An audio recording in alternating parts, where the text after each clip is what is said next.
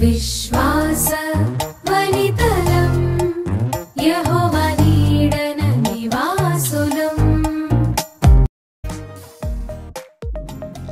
మోషేకి 40 సంవత్సరాలు.